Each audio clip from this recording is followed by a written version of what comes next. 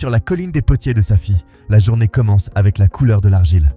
La poussière fine se pose sur les mains, les tabliers et les murs des ateliers. Dans l'air, on sent l'humidité de la terre, la fumée discrète des fours et le bruit régulier du tour qui tourne. Ici, rien ne naît dans la précipitation. Un morceau d'argile passe entre des mains expertes, se centre, s'élève, se creuse, puis devient peu à peu un bol, un plat, une jarre ou un objet décoratif. La poterie de Safi n'est pas seulement un artisanat, c'est un savoir-faire qui a donné à la ville une partie importante de son identité. Située sur la côte atlantique, Safi dispose d'une argile appréciée pour la fabrication de céramique.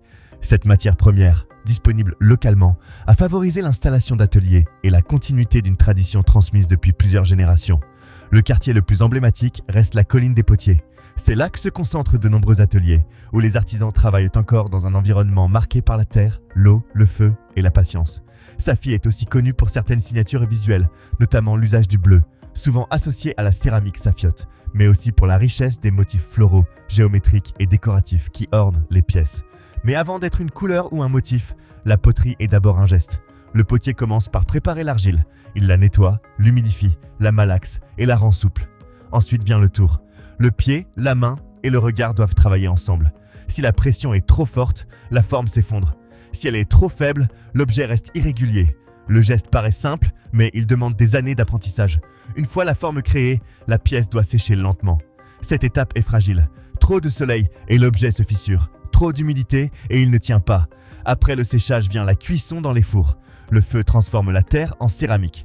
Puis arrive l'émaillage, qui donne à la pièce son éclat, sa résistance et parfois sa couleur profonde. À chaque étape, les outils peuvent sembler modestes. Un fil, une lame, un pinceau, un tour, un four. Pourtant, entre les mains du Malem, ces outils deviennent les prolongements d'une mémoire artisanale. Dans un atelier, le maître potier n'enseigne pas seulement avec des mots. Il montre, il corrige, il répète. L'apprenti observe longtemps avant de réussir. Il apprend à reconnaître la bonne texture de l'argile, le bon moment du séchage, la bonne pression de la main, la juste température du four. Souvent, ce savoir se transmet de père en fils ou de maître à apprenti, dans une relation faite de patience, d'exigence et de confiance. Être potier, c'est aussi porter une fierté professionnelle. Chaque pièce réussie raconte le temps passé, l'expérience accumulée et la dignité du travail manuel. Mais aujourd'hui, cette fierté fait face à des difficultés réelles.